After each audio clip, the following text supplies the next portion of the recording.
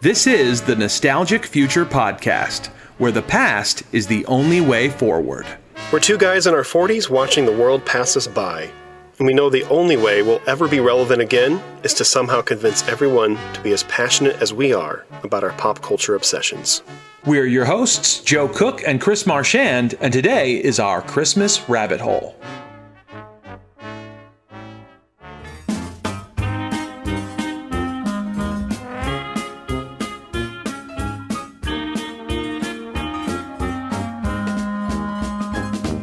Well, Merry Christmas, everyone. This is a bit of a bonus episode, but we're calling it our Christmas Rabbit Hole. It's everything that Joe and I have been jumping into during this Christmas season. Some of it is the old standards, our old favorites. Other things, it's the things some movies we've been trying out that have been new.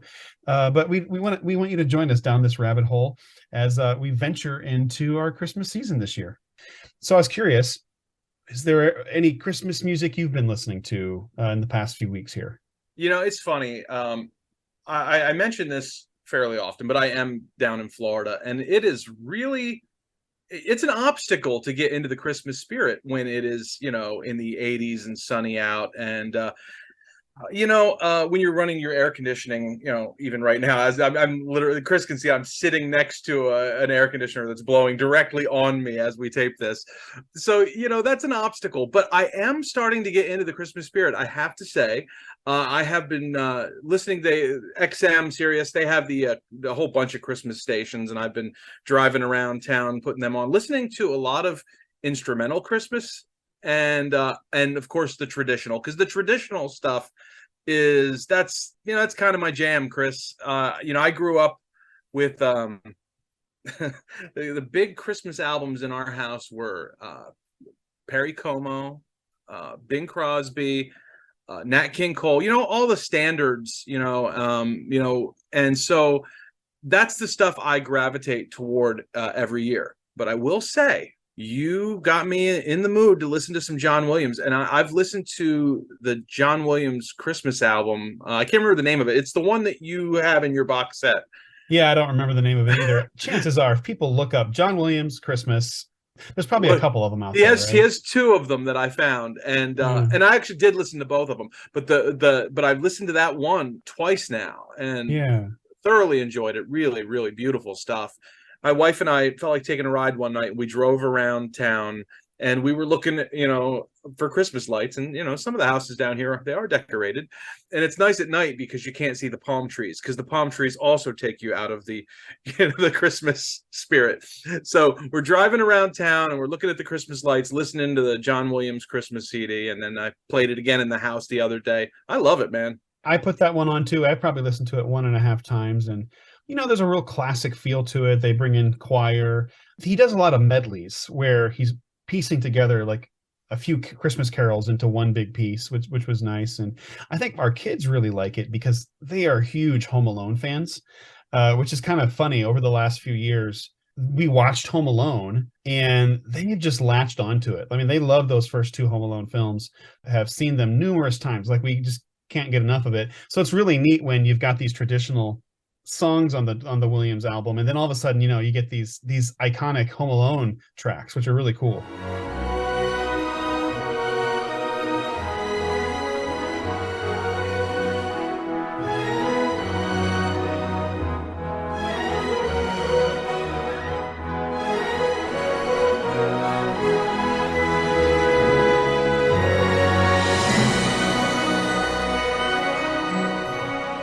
And the cool thing about it is, and this is the great thing about, John Williams and how iconic those songs are, they fit perfectly.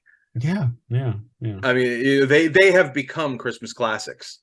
People talk about this. This is actually a thing about Christmas music, which is, where are all the modern Christmas songs? Like, where are the new standards, right? So they kind of point to All I Want for Christmas Is You as one of the last true Christmas standards, which is 30 years old now or so.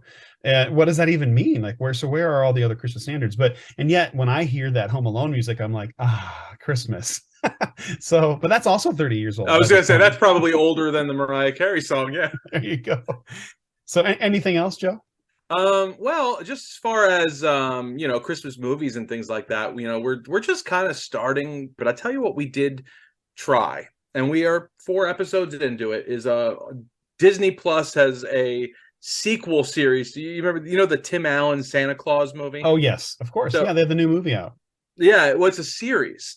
Oh, is it? I didn't realize that. It is. Attention, everyone. Santa has an announcement to make. For the good of Christmas, for the good of my family, I, Santa Claus, have decided to retire.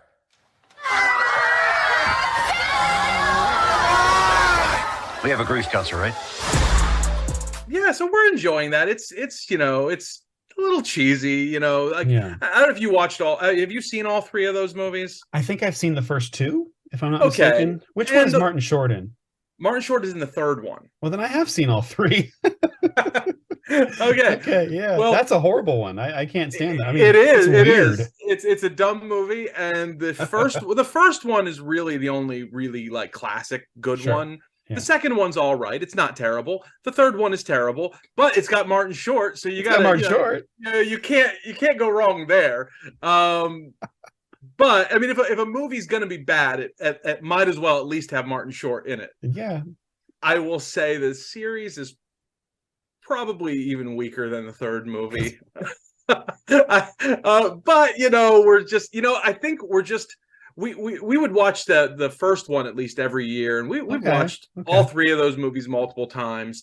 And the last couple of years, we're just not in the mood to watch them again. So a new entry in the series, we're like, all right, we'll check this out, and it's fun for what it is. But it's it's. I'm trying to think if it's better than the Obi-Wan series or not. It's not. The recent reporting in the past week is that Disney Plus, they put some of their productions under Disney Channel budget in order to demonstrate how they haven't lost as much money as they really have. And so it's funny to think about, you're talking about Obi-Wan, talking about the Santa Claus series.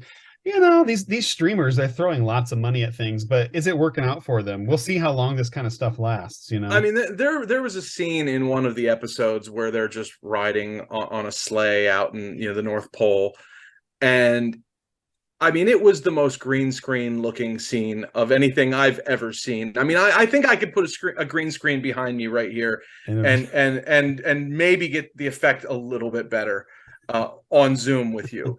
Than this. So I mean, like, you can definitely tell they've really like lowered the budget of some of these productions, and this kind of has a similar feel to me of even though they're vastly different things, kind of reminded me of how I felt watching Obi-Wan. It was just disappointing that the budget constraints were implemented in these situations.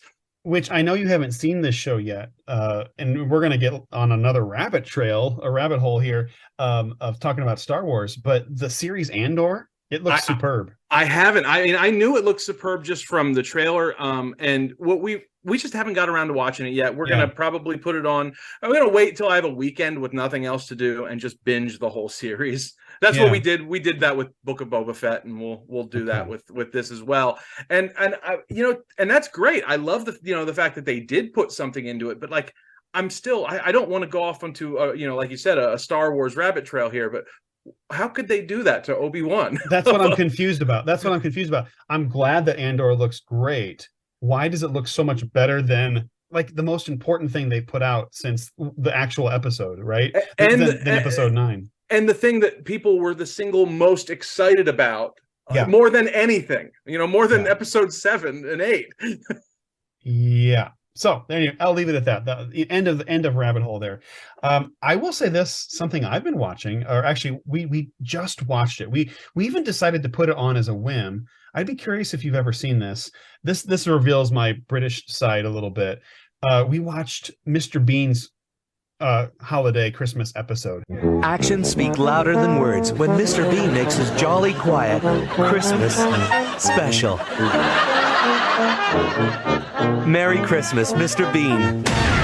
Tuesday at 8:30 on CBC. Have you ever seen that? I have never seen it. I got to be honest with you. I've seen very little Mr. Bean. A friend of mine in high school was super obsessed with Mr. Bean. Dion Powell was the kid's name, and he loved Mr. Bean. And he made me sit through a couple episodes, and it was funny.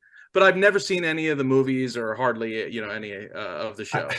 I honestly don't know how many times I've seen this Christmas episode. It's probably around 12. If not more.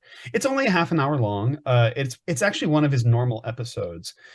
I was just cracking up once again. I've been cracking up for 30 years with this thing.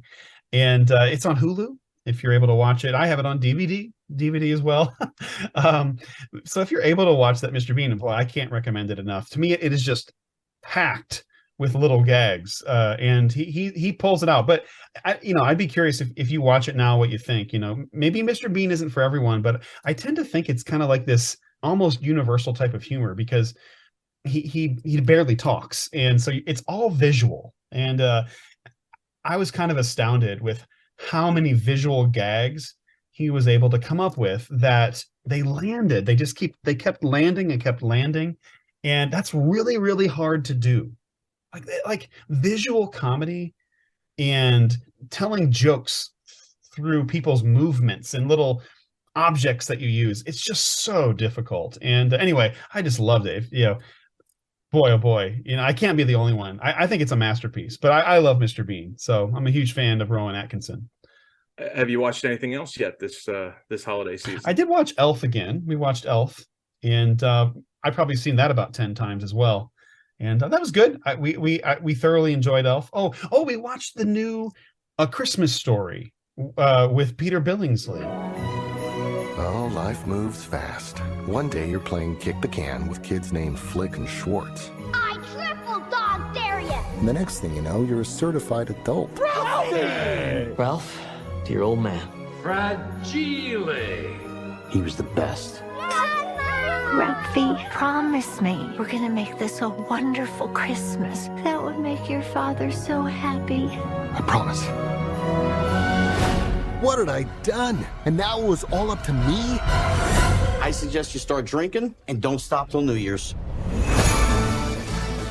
How was that? You know what?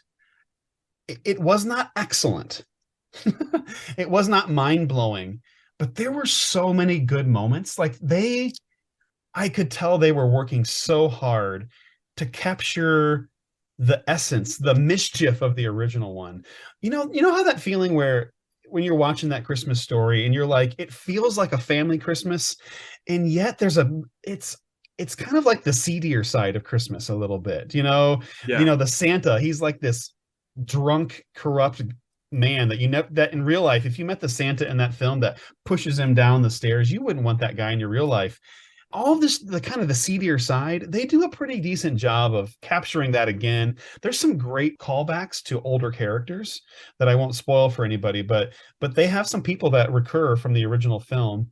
And so I would say if you like A Christmas Story, you should check this out. It's more than decent. It's not amazing, but it's more than decent. I interviewed the guy who played the kid who got his tongue stuck to the pole once. He's in that movie. He's in the movie. Yeah. The interview was so bad we didn't air it. Oh no. you can tell by this point in his life. Now, I hope maybe he has come more to grips with it and he's embraced his role in a Christmas Story, and that's why he's in the sequel. But at the point I met him, which was probably over a decade ago, you could tell he was really going through the motions of having been in this movie and have had to talk about this movie like every day of his life. Was it Flick? Was that? Well, I'm gonna get it mixed up. It was either Flick or the other kid. I can't remember what the other kid's name was. Yeah, I don't think Flick was the one who got his tongue stuck. It was the other kid, but maybe I'm wrong. Actually, it might have been Flick. See, I don't know. So is this a movie, do you watch this movie every year? Is it like a tradition for you guys, or A Christmas Story? Yeah. Pretty much. Yeah, pretty much. It was for me for the longest time. And I got to tell you, maybe it was about 5 years ago. I got so sick of that movie And I think it's just the relentlessness of it. I think so. Yeah. It just got overplayed. Absolutely. And so I have not watched that movie in several years, but we talked about, we figured for the novelty of it, we're going to watch the sequel, and we're going to just do a double feature and watch both of them one night. Okay. But I have not done it yet. But at least it doesn't sound terrible. It sounds better than the Tim Allen. I think this show is called The Santa Clauses is the name of the series. There you go. I mean, I would say that the name of the movie is pretty lame. It's a Christmas story. It's a Christmas Story Christmas. It's a Christmas Story Christmas. And I can only imagine that's because they had made it. Didn't they make a direct-to-video movie called A Christmas Story 2 like years ago? It's the most beloved Christmas story of all time. And this holiday season, Ralphie is back. Ralphie? Now he's a bigger kid with an even bigger wish. Holy jeez. A Christmas Story 2, the official sequel. The timeless tradition continues with all your favorite characters. Randy, Ralphie's best pals, Flick and Schwartz. Oh, here we go. Elf fight. Mom. For Pete's sake, no. I heard you sniffle. And the old man. It's a clinker! Frickin' nugget sucker! In an all-new, heartwarming movie. I want to see what it's like behind the wheel just once. A Christmas Story 2, the official sequel. This is the greatest Christmas in history. Own it on Blu-ray combo pack or download to own. DVD 2-pack also available. There is another sequel that they made with different actors. I think Macaulay Culkin's brother is in it, like Kieran Culkin or something like that. He's like the kid or something. Really? Okay. Something like that. Yeah, I've seen parts of it. It's not great. Okay. There's been a bunch of weird little sequels to that movie over the years. There's been other ones. Yeah. There was one with Charles Grodin. Right. There was like 3 or 4 of these things, and several of them had the original narrator with Gene Shepard. Yes. That's right. That's right. Now, kids through the ages have waged war in one form or another. Marbles, mumbly peg, horseshoes. In recent weeks, fighting tops have become our weapon of choice. So I had sent a message out over the kid grapevine. Keep a lookout. Last night, word had come through about a shop that had a stash of killer tops. We were headed for the bad side of town. Yeah. He has a good voice, but he's not in this one. He's dead. He's dead now. Yeah, yeah. He's when I was first starting out in radio, I was interning at a station in Washington Township, New Jersey, and a guy I worked with there was a huge fan of Gene Shepard. He used to lend me Gene Shepard tapes of old broadcasts from the '60s, and he was great. And yeah, tremendous voice. Okay, yeah, I wouldn't have known. I don't know how I would have come in contact with. I didn't even realize that that's what he was.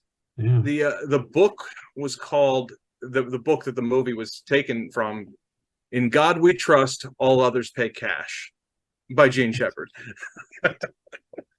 Yeah. What about music? Even other than John Williams? Yeah. Well, we decorated our house, and so we did listen to John Williams. My wife, she grew up listening to Mannheim Steamroller.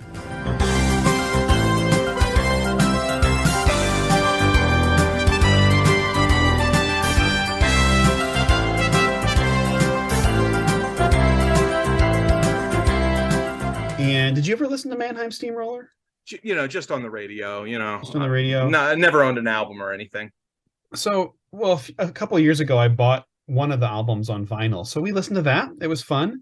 And I've really come to appreciate them, what they do. It's kind of a back and forth between the electronic songs and then almost the medieval Renaissance type of fare where you're hearing harpsichords and classical guitars. And I don't know, I've really come to appreciate them over the years. So we listened to them on vinyl. That was fun. And then we listened to one side of Elvis, and of Elvis's Christmas album, which I thoroughly enjoyed. I really enjoyed it. Santa knows that we're God's children. That makes everything right. Fill your hearts with Christmas cheer, 'cause Santa Claus comes tonight. Well, here comes Santa Claus, here comes Santa Claus, right down Santa Claus. So there's that, and then are you going to listen to side 2? we'll eventually get there. That's the problem is it was like we had already been going like a good hour and a half, right? And it was like supper time. It was like, well, I don't think we're getting to side two tonight. So we'll have to pop the other side on here one of these days. That was an album, like the Elvis Christmas album. That was another big one when I was growing up. Yeah. He's on the cover. It's like blue, and he kind of looks like he's out in the cold or something like that, like out in front of a mountain. Yeah, it's more than decent. It's great actually. Probably one of my favorite Christmas artists to listen to is Sufjan Stevens, and he has these two mega collections of Christmas songs that I listen to every year. I haven't quite listened to them yet, but I've actually this is a good segue. Is I wrote an article on the concept of sad Christmas songs, and he is one of the sections in there, because I would say he writes these really, really kind of melancholy Christmas songs that really bring home like, oh man, people are lonely sometimes on Christmas, or it's a tough time of year for a lot of people, and he writes these original songs that just kind of grip you by the heart, and all my gifts I gave everything to you. Your strange imagination, you threw it all away. Now my heart is returned to Sister Winter. They're like the opposite of the Hallmark movies. Instead of like everything gets wrapped in a neat little bow by the end, a Sufjan Stevens Christmas song is like your heart's a little broken by the end of the song. So yeah. Anyway, I wrote an article about that that's coming out here on a website called Christ in Pop Culture, and I'm one of the guest writers. Okay, and what was the name of the article again? It's called "On the Importance of Sad Christmas Songs." Okay, see, I was worried because you had told me the name of the article, and I was worried that this was just going to be an examination of Christmas shoes. Of Christmas shoes, yes. Oh, that's all I write about. It's all Christmas shoes, and then a little bit of Sufjan at the end. Okay, gotcha. What's funny is Christmas shoes, is that a sad Christmas song? I mean, it makes me sad, that's for sure. Like that song, it's a bucket of misery, and it's maybe because it's just so poorly executed, and it's just over the top, and it's schmaltziness. I want her to look beautiful. If Mama meets Jesus tonight.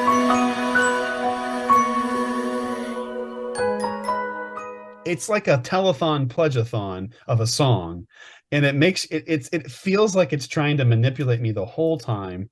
And but I didn't write about that song, so Joe, I'm sorry to say, I skipped that one. There was a movie, right? There's one for your playlist. It stars Rob Lowe, doesn't Rob Lowe is, yeah. Oh my goodness gracious. Sometimes the smallest of miracles can change our lives. And for one man, we didn't think you were coming. And a boy, I used to have this pair of dancing shoes. Every time I put them on, I just felt so special. A special pair of shoes will lead their paths to cross. You would have really liked the show. I wished you were there. We'll be next time. You're $5.50 short. Come back after New Year's, we'll probably be giving them away. Too late, David. This Christmas, two families will test their faith in themselves. Thanks, mister. And discover the magic that is the Christmas shoes. Of course I haven't seen it. I mean, there's enough suffering in the world, Joe. But maybe I should take my own medicine. It's like, see, here's the thing is I wrote about these sad Christmas songs. One of the things that I wrote about that I think is really interesting is, do you know the history behind Have Yourself a Merry Little Christmas? I don't.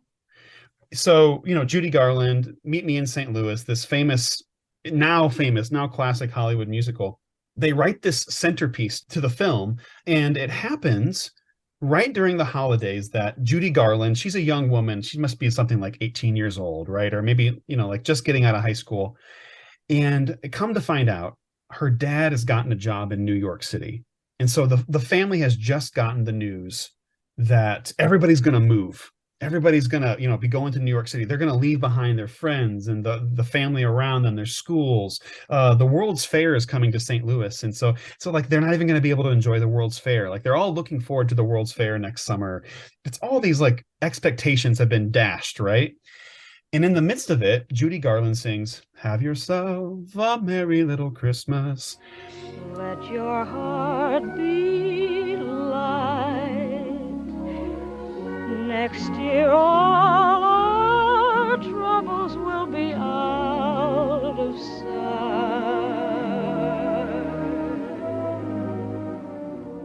It's Judy Garland with her little sister, and they're looking out, to the scenery. There's a snowman in the backyard and all that kind of stuff. The original song was so sad that Judy Garland refused to sing it. She's just like, they're going to think I'm a monster singing this to my little sister in the movie. And so she refused, and her and the producers had the songwriters, Hugh Martin and Ralph Blaine, had them rewrite the lyrics so they weren't so sad. They're like, give us another version of it. So long story short, the version that we see in the film is the second version of the song because the first version was too sad. Now, if you fast forward another decade or so, Frank Sinatra goes to record his version, and guess what? They rewrote the lyrics again to make them even less sad. And so, his version is more about our faithful friends have already gathered near to us, and, let your heart be light. Faithful friends who are dear to us, gather near to us once more. So what I found really interesting about that story is that at Christmas time, we don't want to be sad. We don't want to allow ourselves to be sad. It's we want the Hallmark movie experience. And so guess what? We do this stuff like we're going to rewrite the songs to make them happier. And I kind of get into the history behind that and why I think it's okay to be sad, and how it's actually important to allow ourselves to be a little sad during Christmas if we need to. And anyway, I focus on a bunch of songs like White Christmas is one of them, and I'll Be Home for Christmas. And I talk about some of the classic carols like O Come, Emmanuel, that kind of thing. Now, Have Yourself a Merry Little Christmas. Have you heard the Billy Joel version? I don't know if I have. Did he change the lyrics again? Well, you've got to go find this. It's really interesting. It of all places, it was released on a Rosie O'Donnell Christmas album in the late 90s, and it is a duet with Rosie O'Donnell. Well, I might have to miss it. I didn't even know Rosie I guess I knew Rosie O'Donnell. She's sung in things before, hasn't she? But I don't know, Joe. Have yourself a merry little Christmas.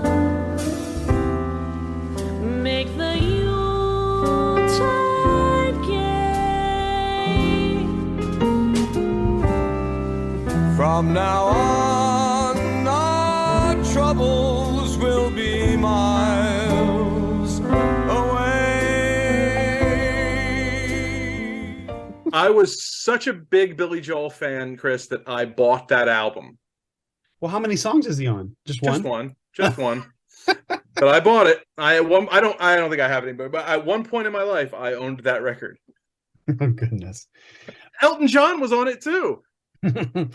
You know what? People are going to be getting on eBay. They're going to be getting on Discogs, trying to scrape up every last copy of that classic. It will soon become a classic. We all know it will. I saw Mommy kissing Santa Claus underneath the mistletoe last night. She didn't see me creep down the stairs to have a peep. She thought that I was tucked up in my bed fast asleep. We talked a couple episodes back about my return to the movie theater, and I'm actually really considering another trip to the movies this Christmas. Did you hear that they're re-releasing It's a Wonderful Life in theaters? I did not. I would like to see that. Have you ever seen that movie in a theater? I haven't. Absolutely not. You have? I have not. No. Oh no, definitely not. No, I love that. I love that film. Yeah, me too. And we're big fans of that movie. That's one we typically do watch every year. And we're a Jimmy Stewart house. There's John Wayne people and there's Jimmy Stewart people, Chris, and I'm a Jimmy Stewart guy. Joe, that's why we get along so well. Yeah. And I tell you what, I love that. So I thought that would be really cool. The only downside is I looked it up, and I think the closest theater it's playing to here is like an hour away. So if I can get over there, we might go see It's a Wonderful Life. We went and visited Jimmy Stewart's grave on Christmas one year. I'm sorry. Why am I laughing? I mean, no, we did. Did you have any mystical experiences? Any angels visit you? No, we didn't. But I'll tell you what was really sweet. We went there. we went to Disneyland for Christmas. Okay. And we were just looking for things to drive around and see and do. And I once drove to, OJ's house, because I could. He doesn't live there anymore. Is this the one in Brentwood or whatever? Yeah, you did. You're a sick individual. Rockingham, yeah. It was Rockingham and Bundy. Those were the streets. Okay. And but we went to we found Jimmy Stewart's grave at the cemetery, huge, ginormous cemetery, and it was sweet because somebody had left a bell on it. Oh man, no. Did you cry? That make you kind of break down a little bit? Just a little bit. A little bit. Okay, that's very sweet. Yeah. So anyway, if for anybody who's interested, It's a Wonderful Life is coming back to theaters in Regal Cinemas. Yeah. Isn't this funny? Like, wouldn't this be funny if we were asking each other these questions? Because I do know people like this. I know people like this. They're like, so you've been listening to Christmas music? And they're like, Christmas music? Oh, I hate that stuff. And they don't listen to anything. And here we are. We've been ingesting 5, 6, 7, 8 things already. It's only the beginning of December, and here we are. Bring it on, right? Bring it on. Well, we'd love to hear what is on your Christmas list, things you've been listening to, maybe fun pop culture traditions. What do you end up watching every year? I know a podcast that they're gonna review the Star Wars Christmas special because they like punishment, right? They love that stuff too. Hey CBS, what's coming on? Friday, blast off to a galaxy far, far away. It's the Star Wars Holiday Special, starring all your Star Wars favorites. Will Chewbacca get home to his planet in time for the big Wookiee holiday celebration? Watch and find out. Join us for a far-out Friday beginning at 8, 7 Central and Mountain. You're on. I absolutely think that we should do that on this show one year. If we can get Mark Hamill, I will watch that 10 times. I will do whatever you want me to do if I can talk to Mark Hamill. If we can get Mark Hamill on this podcast, I will watch it 100 times. I will do. Yeah, I will brainwash myself. 24/7, nothing but Star Wars Christmas special. I will live stream myself on YouTube watching the Star Wars Holiday Special. Losing my own mind, yeah. For a week straight, if Hamill will agree to come on this podcast. But have you ever seen it? I mean, have you ever watched it from start to finish? Nope, I have not. I've seen the clips. I even listened to this one weird Star Wars Christmas album. The one with Bon Jovi. Yeah, I don't know if I listened to the whole album, but I heard Anthony Daniels sing the most bizarre Christmas song I've ever heard. There's a kind of feeling when you sing a melody and another person sings along in harmony. It's the loveliest thing that you can do to make your voice sound grand.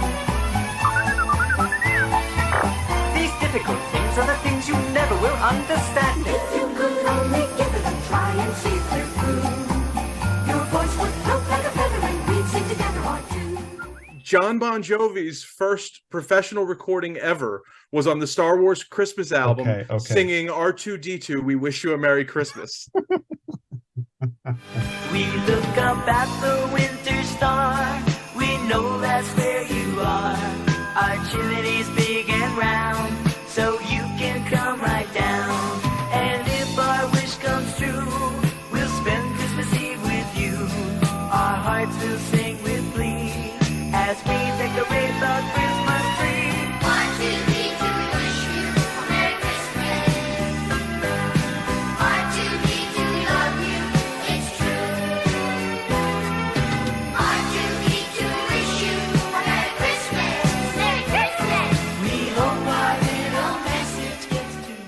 Now that is some fun fact trivia that people are just gonna, blow their minds. I didn't know that. I haven't heard the whole album. I've only heard bits and pieces of it. So kind of like the Christmas special. I don't know the whole story. Now, I will tell you, Chris, I had a Star Wars holiday special party once when I was in high school.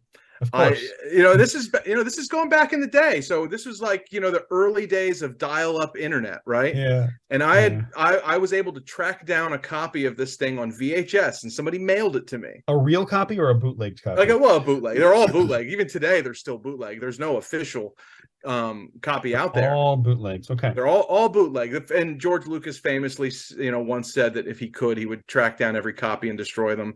But then the internet came and it was out there.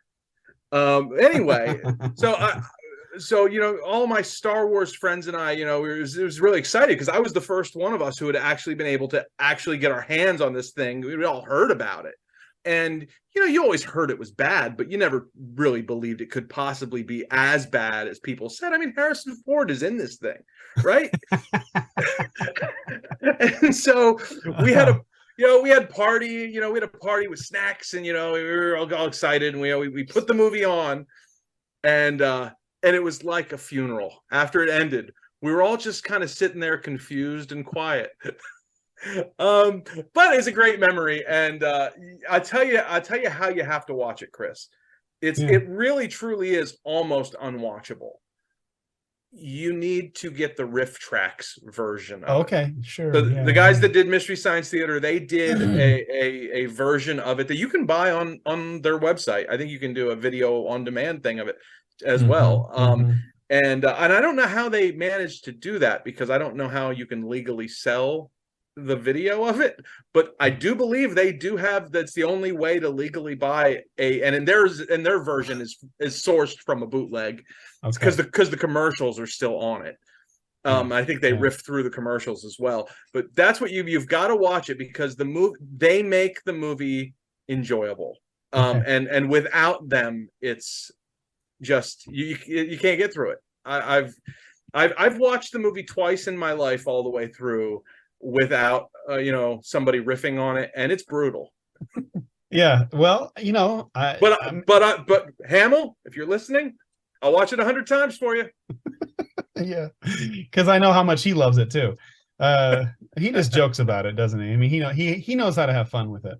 This is true story. Carrie Fisher convinced Lucasfilm to give her a copy of it, and at the end of the night, after parties at her home, she would put it on to get people to leave. I love Carrie Fisher. Oh man, she was a pistol, that's for sure. Her and her dog. Her and her dog with the tongue. Gary Fisher. Oh, is that his name, Gary? Yeah. Oh, she's missed.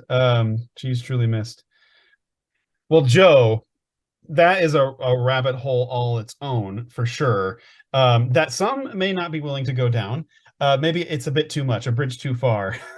It's a galaxy too far away. There's no returning from that galaxy. But you know what? I think we've had quite a Star Wars year in my household, and so I'm thinking it's on YouTube. Is it on YouTube? Has somebody put it up there, the whole thing, or where can I find it? You know what? Let me check. It's been on YouTube for years, so I have to believe it's still up there. I think Lucas, and Disney, and I think they just gave up on trying to squash this thing. Yeah, there are several copies of it up on YouTube right now. Well, also, what people need to see, one of my favorite clips on all of the internet is did you ever see Conan O'Brien's interview with Harrison Ford when he played a clip of the holiday special for him? I don't think I have seen that. I really want to see that now. It's tremendous. Well, we're going to talk more about what we've been listening to and watching during this build up to our Christmas. But before we do, let's have a little break. It's time for a Delusions of Grandeur Holiday Edition. And now it's time for a special holiday edition of Delusions of Grandeur with Kevin Spacey.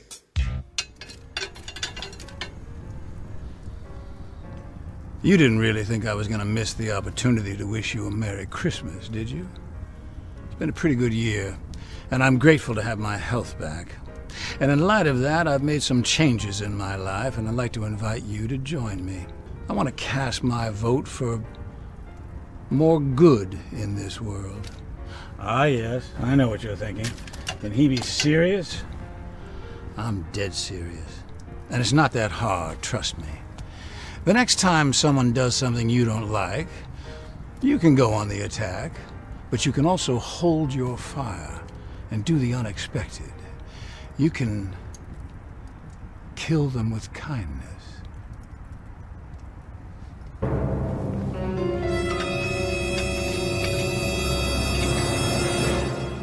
This has been Delusions of Grandeur, Holiday Edition, with Kevin Spacey, brought to you by the Nostalgic Future Podcast.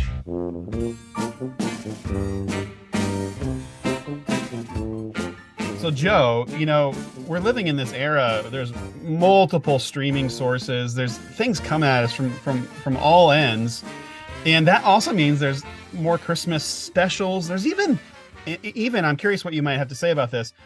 There's movies or specials that weren't necessarily about Christmas that have now been turned into Christmas specials. So is there anything else you've been watching, listening to?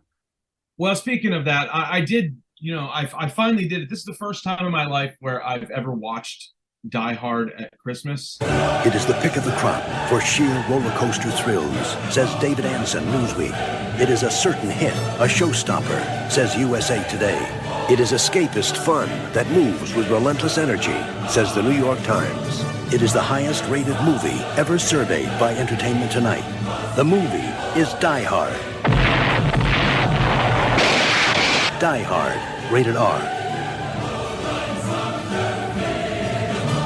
In fact, I watched it with my son because he had never seen it before. And to be honest with you, Chris, I hadn't seen Die Hard in years. I mean, I couldn't barely remember the movie. And I want to preface this by saying I'm kind of annoyed by about how, like, it's become sort of a thing, you know, the whole, oh, is Die Hard a Christmas movie thing. When stuff gets, like, I don't know, trendy like that, and it becomes the thing to talk about or joke about, when it becomes a meme like it has, you know, it kind of annoys me. But at the same time, I also had to know for myself, you know, is it a Christmas movie? Because I've never watched it at Christmas. And I got to tell you, it's undoubtedly a Christmas movie. I mean, like... Oh, so it sold you, huh?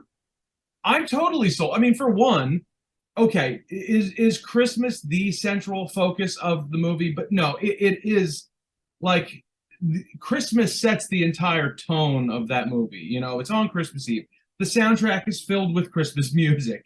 I mean, if your soundtrack has more than one Christmas song in it, I think you're probably a Christmas movie. And it's a fun movie, too. And that's the thing about it. You know, for me, sure, it's an action movie. It's violent. There's a lot of swearing in it, all of that. But at its heart, Die Hard is just a fun movie. I almost kind of forgot how fun of a movie that it really is. I think people need to stop having the stupid online debate, and we should just finally embrace it as a Christmas movie. At the same time, I don't need, like, the Die Hard, you know, children's Christmas book and all the stupid little, like, you know, ornaments and crap that they're selling now, and, you know, your Nakatomi towers that, you know, you put up in your nativity scene or whatever. I don't need all that junk, but as a fun holiday movie, yeah, I say go for it. Die Hard all the way. Joey liked it too, by the way. See, I was afraid you were gonna turn on me, and you did. You turned. You've taken that Kool-Aid. Yeah. I have, but I mean, again, like, go watch it. I mean, like, it's really difficult to make the argument that it's not a Christmas movie. Yeah. Okay. You know what's funny about it is growing up, you know, I've only seen it once, and I saw it probably like in high school or college age, and it was never talked about until like the last 5-10 years that it was a Christmas movie. I've noticed that too. And I think, you know, and that has annoyed me for the last 5 years. What's Bruce Willis's character's name? John, isn't it John? McClane. John McClane. Is he kind of like, you know, like he's a Santa Claus? He saves Christmas. Is that kind of... The thing that was interesting to me about Bruce Willis's character in it is it actually kind of reminded me of Harrison Ford in The Fugitive. And by that, I mean, Bruce Willis doesn't really have too many lines in the movie. He is sort of, it's one man against this group of terrorists, and he's kind of in hiding most of the movie.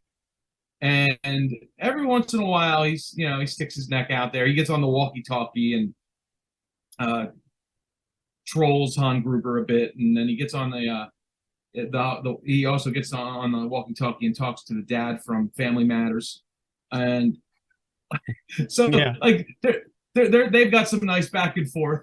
But at its heart, it's just, you know what? It's not Casablanca, Chris. It's just, it's a fun action movie that's kind of stupid but kind of great at the same time. Did you ever watch any of the sequels? I don't think I actually have. I've never gotten into them. I'm just not interested. There's so many movies I watched as a kid that I can barely remember now. And I know I had seen almost all of the Die Hard movies. I saw, was it Live Free or Die Hard? It was like the fourth one, I think. I saw that in the theater. I don't remember that movie at all now. Except that the co-star in it was those commercials, I'm a Mac, I'm a PC. Yeah, Justin Long? Justin Long, yeah. He was the Mac dude. He was the co-star in that. Yeah, I couldn't even remember his name. He's just the Mac guy to me. Yeah. I've never seen any of the sequels, I don't think.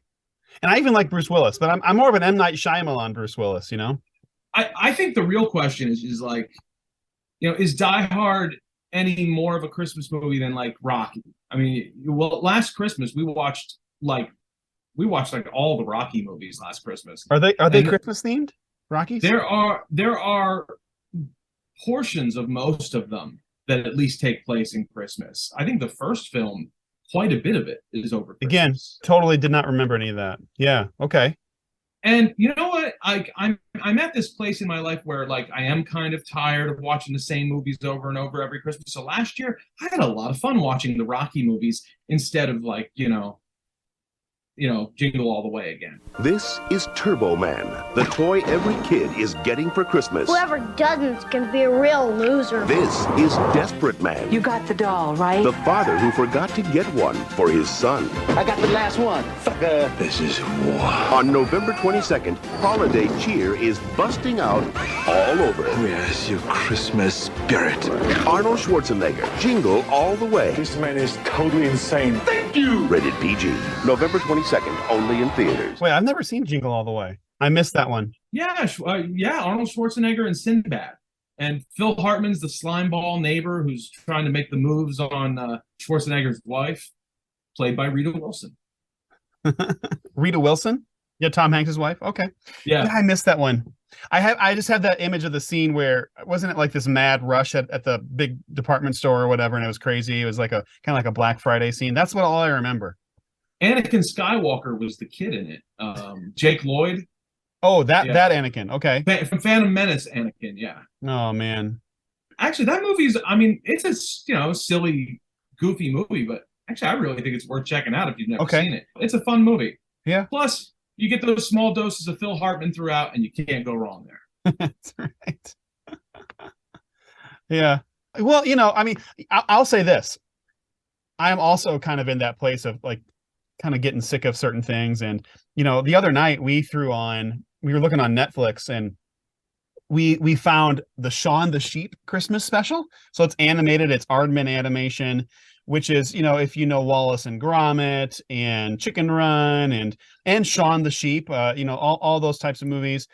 We watched that. And then there's a companion one called Robin Robin, which is a cute little Christmas tale. They're both a half an hour each, so it's kind of like watching Charlie Brown specials. This is the British version of the Charlie Brown specials, of course, way more recent. We actually like the Robin Robin a lot more.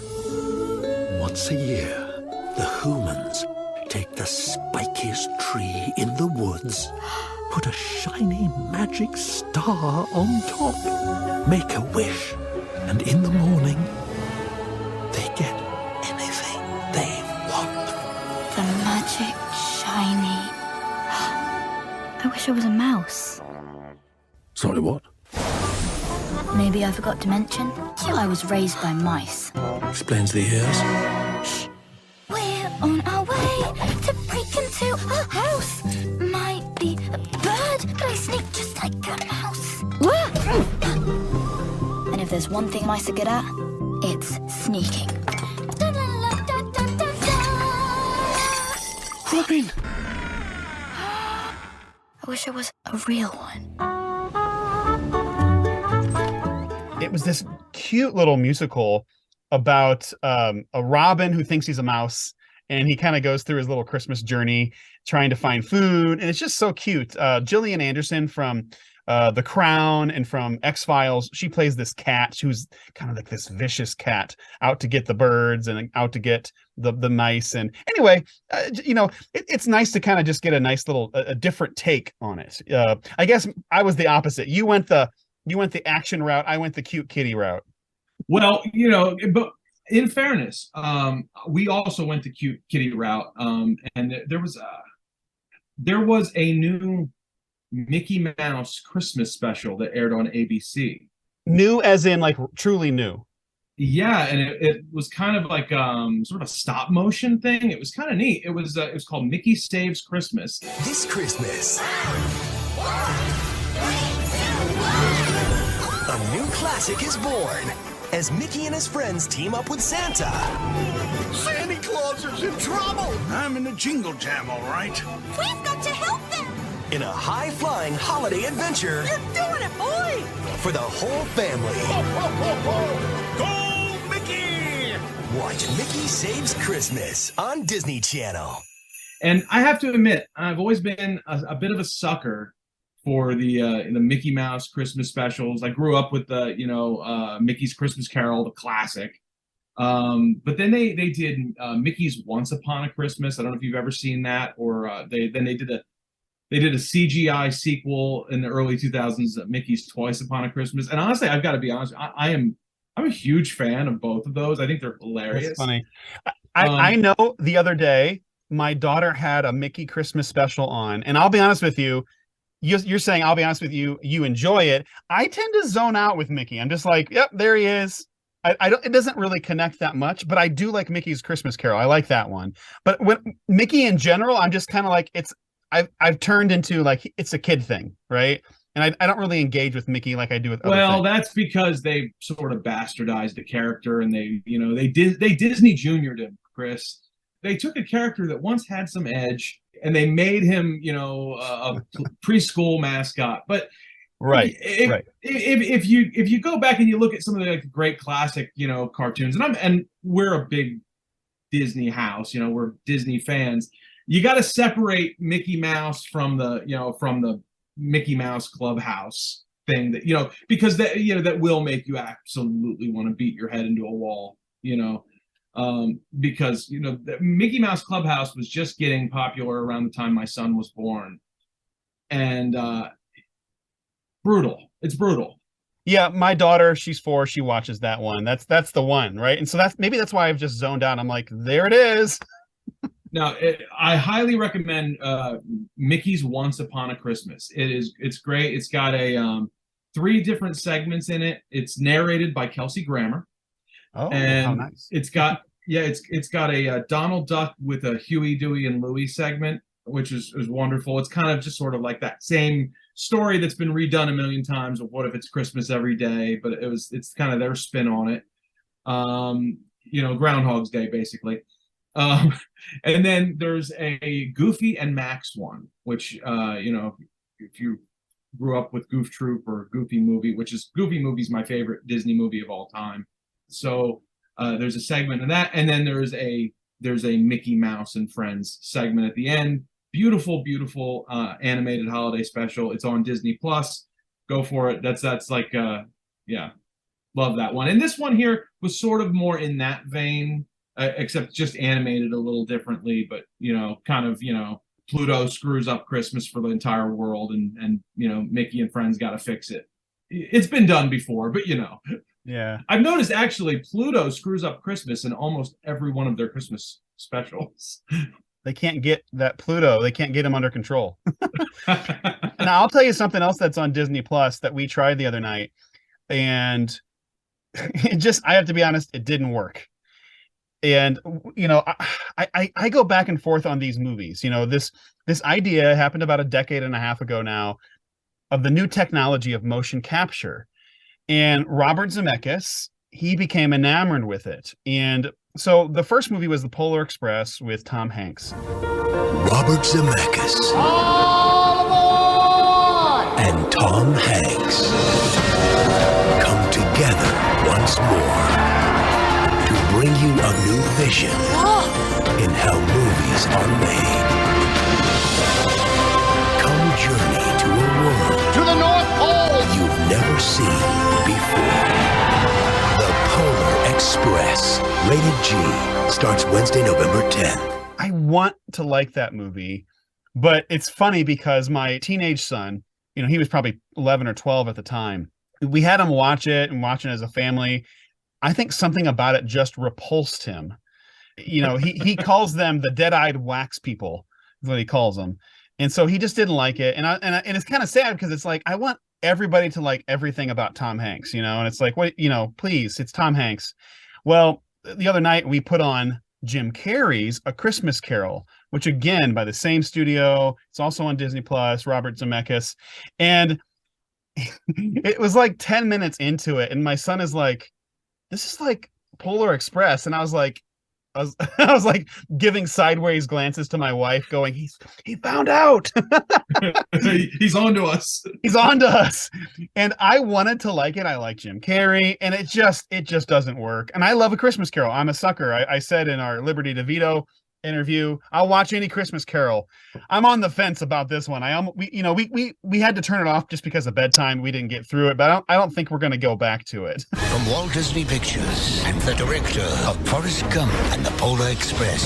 What do you want with me? You will be haunted by three spirits. I'd rather not. Comes the classic tale like you've never seen it before. Haunt me no longer! In Disney Digital 3D and IMAX 3D. Jim Carrey is Scrooge. Humbug. Disney's A Christmas Carol, November 6th. I've never been able to work up the nerve to give it a chance. Even Polar Express? Oh, so no, Polar Express I watched once. The problem with Polar Express is, and I think probably the problem with the whole, I don't even know what you want to call that. I don't know if that's a genre or if that's what do you call creepy? It's called. Well, there's a term for it. I think I've mentioned it before. It's called the uncanny valley, and it's that odd feeling where they're trying to portray something realistic about a human, and yet it creeps you out. There's some kind of strange distance. Yeah, it's super creepy. It's soulless. Like it's the absence of soul, and there's something in us that senses it. We go, whoa, there's something off here, and we can't quite get over it. It's strangely why when animation is done well, like for me, WALL-E is like my favorite animated film. Guess what? It's two animated robots, right? And I'm like in love. I'm in love with those robots. I feel such humanity. I feel such connection. But the Polar Express, I'm like, oh, I'm just tortured. Do you know that WALL-E is the only Pixar movie that I've never seen? Oh no, you're serious? And not because I haven't wanted to see it, just because missed it the first time around and have just not gotten to it. I saw The Good Dinosaur in the theater, but I've never seen WALL-E, and it's like we talk about it all the time. When I worked at Disney World, this is almost embarrassing to admit. Do you wonder what Disney cast members do when there's downtime at Disney World? Cocaine? Well, besides the cocaine, we sit and we make lists ranking our favorite Pixar movies. Okay. or sometimes they're different lists. Sometimes it's your favorite rides at the parks. This is it's a very wholesome place, Chris. And we did a ranking from the entire staff in our department, and WALL-E ranked very high, very much near the top for many people. And in the overall rankings was like, it was in the top 5, maybe top 3. It's an amazing film. Well, I don't know if you know this, but it's on Disney Plus. I know, and we talk about it all the time. And what happened was we decided, well, you know what we're going to do? We're going to rewatch all the Pixar movies. Okay. And then we just sort of drifted away because we've watched the other ones we've seen so many times. We're never in the mood to watch A Bug's Life. We're never in the mood to watch, Finding Nemo. And so we haven't gotten our way up to WALL-E yet. But we need. Joe? We need to make a point of doing it. Joe, there's a tree involved, or like there's plant life involved. WALL-E's just it's a Christmas story, is what it is. It's a Christmas movie. Just tell yourself that, and then you'll make it a priority to watch it before Christmas. It's got to be every bit as much of a Christmas movie as Die Hard, right? There you go. See, that's what I'm saying. It's there. It's there. You know what we watched on Disney Plus? So I'm looking through, their Christmas, collection or whatever. They've got their playlist on Disney Plus, and I saw this Disney, this just, it's going to be bad as soon as I say these words. This Disney Channel original movie called 'Twas the Night. And everything about this already sounds terrible, but on the cover, the poster they show there is Bryan Cranston dressed like Santa Claus. Oh, so it got you. It got you immediately. Friday. This Christmas, Santa Claus is so not coming to town. What are we gonna do? Uncle Nick is. We'll decide who gets what for Christmas. We are in trouble. Malcolm in the Middle's Bryan Cranston stars. Press another button. In Disney Channel's original movie, 'Twas the Night. I have to get my sleigh back. He's on the naughty list for life. Naughty, naughty. Friday at 8/7 Central, only on Disney Channel. So, I love Bryan Cranston. Who doesn't? We decided, we'll give this movie a shot. And it was every bit as terrible as you could possibly expect that it would be. How recent? It's about 20 years old. Oh, are you serious? Like during Malcolm in the Middle, maybe? Oh, yeah. Wow. Amazing. Okay. And I mean, it's just a truly dreadful Christmas movie. It's a you know what? No, it's a bad movie. It's just a bad movie, period. But I have a caveat to that. I have one thing I need to say, and that is, I truly believe it doesn't matter how bad the role is. It doesn't matter how bad the movie is or show or the part. Bryan Cranston acts his ass off no matter what. Yeah. And he was a joy to watch in this terrible movie. And End was 1,000 times better than every other actor in the movie. So there's your endorsement right there. That movie was a masterclass on making lemonade out of lemons. Yeah. I still don't really recommend the movie, but if you like Bryan Cranston, you can get through it. Well, I'll probably skip it. I'm gonna be watching. You know what my Hollywood appointment movie for this year is Glass Onion, Rian Johnson's new mystery, Benoit Blanc mystery. I know it's not a Christmas movie, but to me, that's gonna be my Christmas movie this year. Welcome, gang, to my murder mystery party. Now the real fun starts. There has been a murder. These people may seem complex, but I believe close inspection will reveal some sort of motive. Are you calling me dangerous? Well, we'll see. The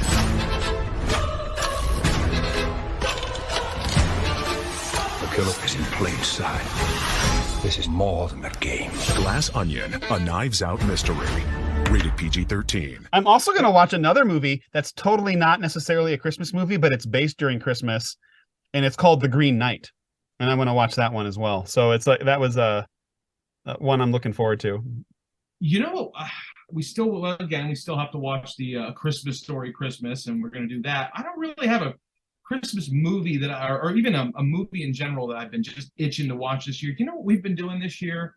For the most part, instead of like every night you sit down and you kind of go, all right, well, we want to watch a Christmas movie tonight. And we're like, we've been watching all the Christmas episodes of King of Queens and Everybody Loves Raymond. That's interesting. Yeah. Enjoying the heck out of it. So we're up to I think we have one more King of Queens Christmas episode left to watch. And then we're going to watch the Seinfeld Festivus episode. And so it's been a very Jerry Stiller Christmas in our house. I got your message.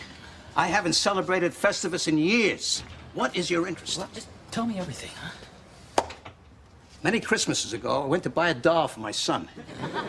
I reached for the last one they had, but so did another man. As I rained blows upon him, I realized there had to be another way. What happened to the doll? It was destroyed.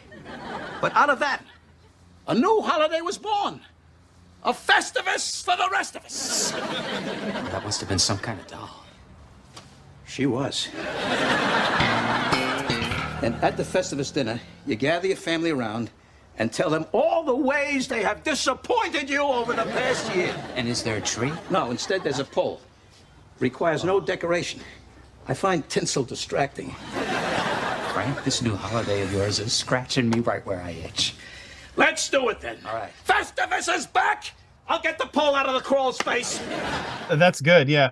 He's come up a lot recently, Jerry Stiller. I've talked about Festivus because, I mean, so many people are, I don't know, they've got a lot of problems with Christmas, you know, and so sometimes people just need to get stuff off their chest. I think as the years go on, the Festivus episode rings more true for some people. It's amazing. Oh, I went out and bought my pole. How about you? Yeah. Yeah, I'm trying to think. I don't have one, but they can't be that hard to find. We have the feats of strength. Yeah, exactly. Oh. Well, hey, how about you, man? Now, I want to ask you about this because for the second year in a row, you have released a Christmas single. Yeah, tell me about Christmas this. single. Yeah, it's becoming an annual tradition here. The Chris Marchand Christmas single. A little bit, yeah.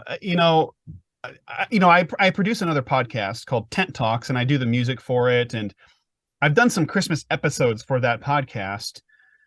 And I just love Christmas music, and so one of the things that I've done is, in some ways, I've indefinitely put on pause my career as a singer-songwriter, if you could ever even remotely call it a career.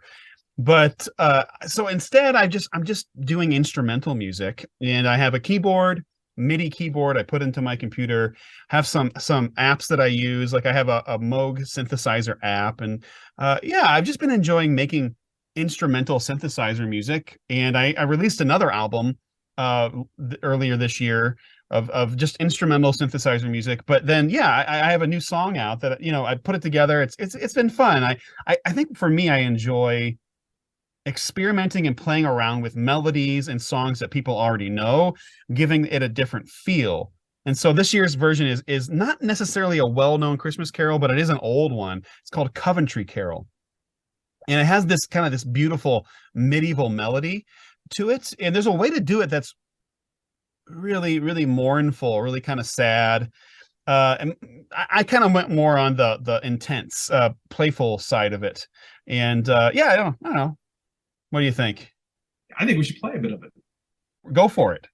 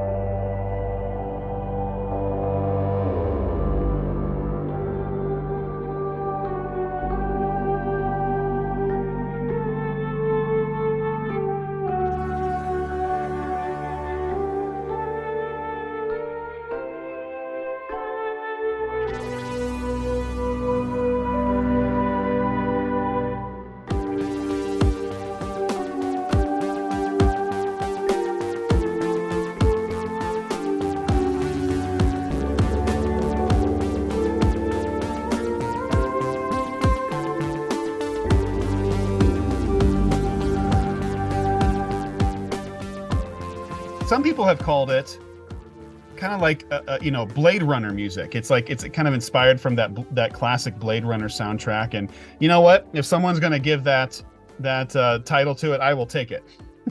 And people who aren't as old as us might think Stranger Things. Stranger Things, that's right. Yeah, it's a little bit of Stranger Things. Yeah, absolutely. I guess it's not as if I'm starting a trend here.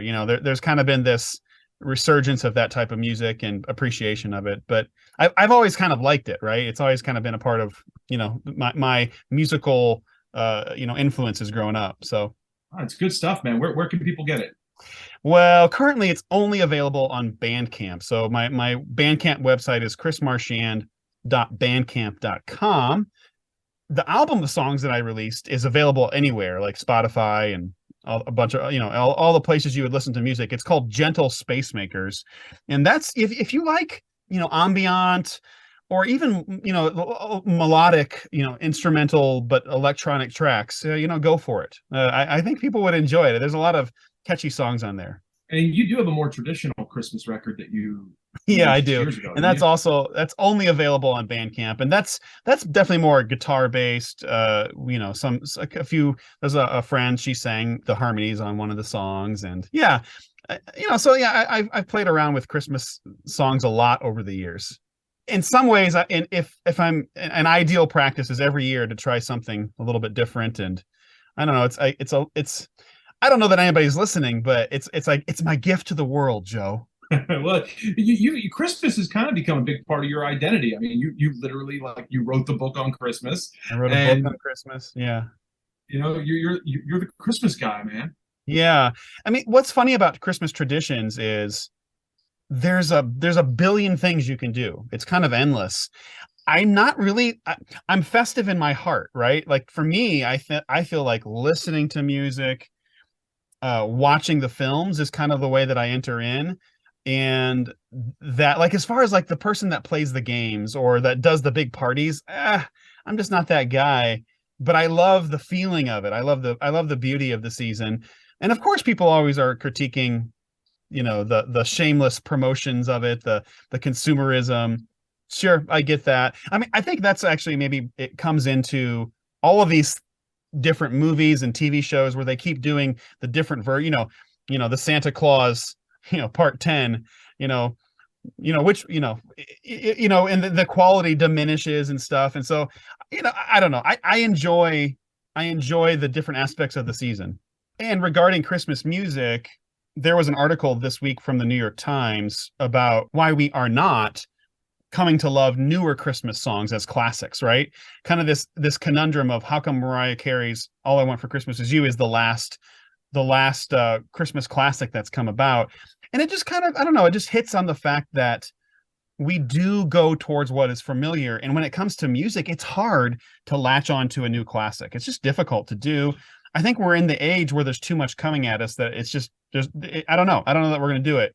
But here's my theory. Something will eventually break through. It'll break through in the culture. Something will happen, but you can't predict it. And that, to me, that's the problem of repeating the Christmas specials, is you're trying to capture lightning in a bottle. It's not going to happen. The thing that breaks through is what's going to be that surprises us. Like, nobody expected Home Alone to be a classic Christmas movie, but look at where we're at. It happened.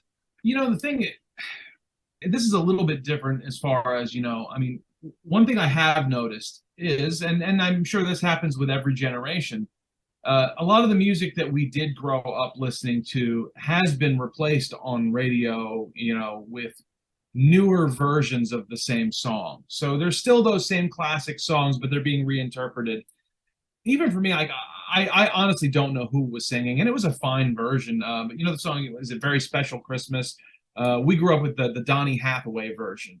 Oh, yeah. Yeah, there's another version of that song that's been played on Christmas radio a lot this year that I wasn't familiar with. I don't know. And I couldn't even tell you who the artist was. And it's good. I mean, it's a fine recording. But yet the, kind of the old fogey in me is just like, why can't we just play the Donny Hathaway version, that we all knew and loved? It's almost identical. It sounds, pretty similar. But after, 40 years, do we have to retire? And maybe we do, because maybe. Yeah. Well, you know what I like to do, Joe? I like to sit down and watch and listen through 2 hours of different versions of Mary Did You Know? That's what I do every year. I just kind of subject myself. Is that your thing? That's my thing. Yeah. I like all the versions. So just 2 hours at least. So you got your Kenny Rogers. I know Kenny did it, right?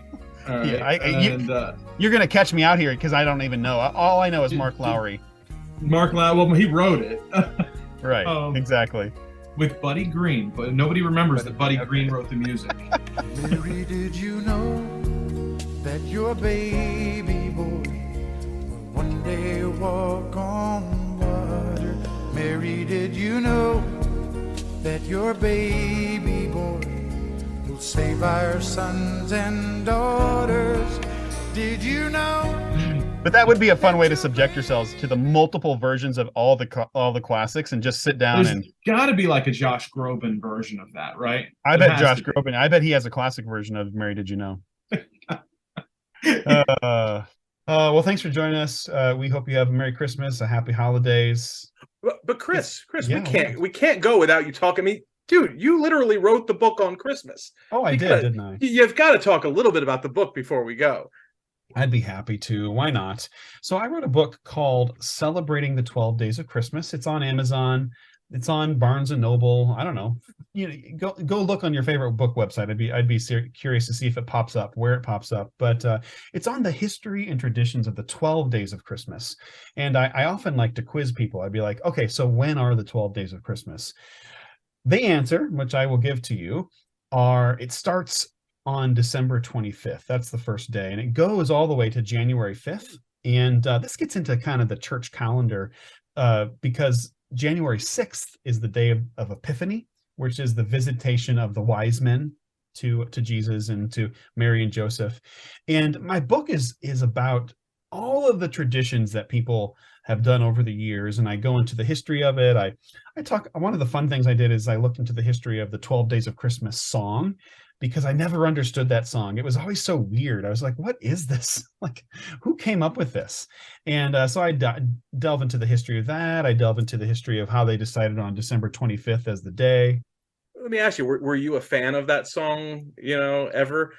No joke. We were listening to the radio just yesterday, and my wife turns to me, she goes, this isn't a very good song. Right. If it needs to be said, it's like, no, not so much.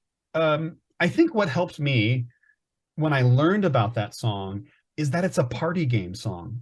It's a little bit like 100 bottles of beer on the wall. It's like something dumb that you do. Actually, it was a game. It was the kind of game that they would go around, and I'm not exactly sure how they did it, but they took turns. And if you messed up in the memorization, as you're going dun da da da da da da, and you're going 5 golden rings, if you messed up, then you had to sit out. It was kind of like musical chairs where you got kicked out the next round. And then the person who remained till the end and had the whole thing memorized, they'd win a prize. And when you think of the song more as like, oh, it's a party game, it's a bunch of kids, maybe some adults, they're playing, they're having fun singing a song on a goofy cold winter night, then it's less annoying, right? And but we've removed it from that tradition because it's not the 1700s anymore, so anyway, yeah, it's not a great song, but it's a goofy party song. If we look at it that way, that it transforms into something else. And that's why it worked so well when John Denver sang it with the Muppets, right? Like that song works extraordinarily well with Muppets. Can't go wrong. On the 5th day of Christmas, my true love gave to me 5 gold rings. 4 calling birds, 3 French hens, 2 turtle doves, and a partridge in a pear tree. But yeah, so yeah, I wrote a book, and I hope people find it and have some fun with it. Like with books, some people say it's too heady, other people say it wasn't heady enough. You just never know. But hope people have some fun with it and are able to find it. Every year, I try to talk about it and see if it catches on. So we'd like to reach out to us. What have you been listening to? What have you been watching this holiday season? What's something new that you've watched that you've either loved or you've kind of been disappointed in? And we'd love to hear from you. If you can find us on social media, on Twitter or Instagram. And something I'd be interested to hear is there anything that you're just kind of experiencing a little fatigue with? Like for me, for several years, I just couldn't do A Christmas Story anymore. I just couldn't do it. And this isn't Christmas, but I was just thinking of it when you said it's been a big Star Wars year for you. to me, this has been the first year since 2015 where I've really had a hard time getting into Star Wars this year. I've just sort of got a little bit exhausted with it. And, I made a point to do the Obi-Wan thing, and it was a letdown. That didn't help. Right. And, finally caught up with Book of Boba Fett. But yeah, so I'm wondering how that applies to people with their Christmas traditions. Even once a year, do you get to a point where you're like, there's just a certain movie, like, I can't watch this thing once a year anymore. Like, I need a few years, I need a break, or if I hear that song one more time, I'm going to scream. Yeah. I think a lot of people are getting sick of the Mariah Carey song, I think. Yeah. I've never really liked it. I mean, it's very catchy. It's a great song, but I've never really liked it. I've never been like, oh, I can't wait to hear that song. So there's something very satisfying about the backlash. I bought the album when it came out. It is what it is. I own that record, like, millions and millions of other people. And I do think it's a great song, but Sure. My problem with that song is the same problem I have with A Christmas Story.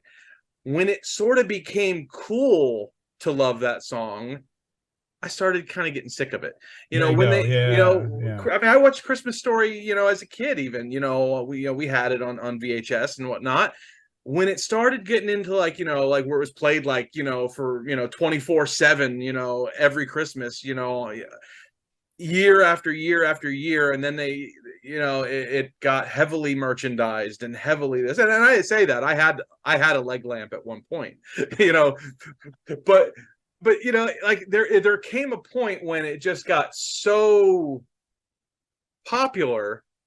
Does this make me sound like a snob? Am I starting to not like things when they become popular? Is that like Well, I've always kind of been like that. So I'm always the champion of the things that people maybe have already looked over. That's why I talk about Sufjan Stevens' Christmas music. I think he has some original gems that people don't talk about. So I try to keep talking about him. I say that, but my favorite artists in the world are like Billy Joel and Paul McCartney and the Beatles. Right, it's like, right, so clearly I'm into popular things. And yet yes, you are, but they're popular in certain spheres. And I think we're living in a world now where there's only a few things like Mariah Carey's All I Want for Christmas Is You that are truly universally popular anymore. I mean, sure, Paul McCartney is of the Beatles. I mean, yeah. And at the same time, who listens to Paul McCartney solo music? Like, not that many people. You have to be a fan to do it.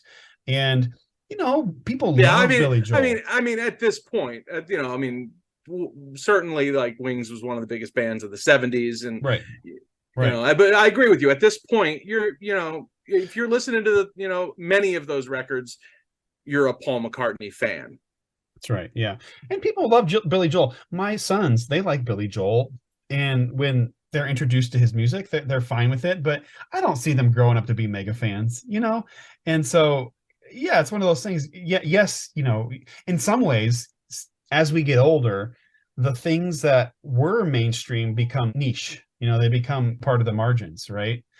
But you never know. You never know what'll happen. We hope that our Billy Joel love will, one day they'll look back on that Rosie O'Donnell Billy Joel duet, and it'll be bigger than All I Want for Christmas Is You. That might be a stretch, but you just never know. You never know. You never know. Well, we want to just thank everybody for listening. We want to wish everybody a Merry Christmas. Happy Chris Mahana Kwanzaa to y'all. And a happy Festivus to the rest of us. That's right. We'll see you next time. Thanks for listening to the Nostalgic Future Podcast. We'd love to hear from you. Drop us a line at nostalgicfuturepodcast@gmail.com. We may just read your letter on an upcoming show. Follow us on social media, Nostalgic Future Podcast on Facebook and @PastFuturePod on Twitter.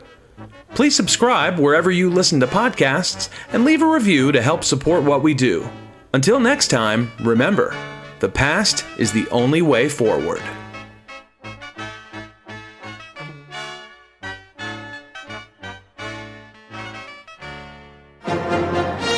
The Star Wars Holiday Special. Excellent. Wonderful. Well, huh? Your son's been doing you proud. saved my tail more than a couple of times. Well, Molly, I'd love to, but I can't. I gotta get back to the Falcon before somebody stumbles across her. Hey, will you look at Lumpy? He's sure grown, huh? I think his voice is changing. Come on, I'm just teasing. Well, look. I gotta go. Have a nice life day, but be careful. A lot of troopers in the area. Chewie, check and see if the coast is clear, will you?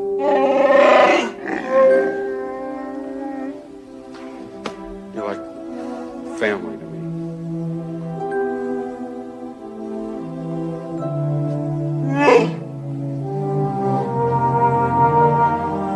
Enough. Bye. Okay, pal. Bye, everybody.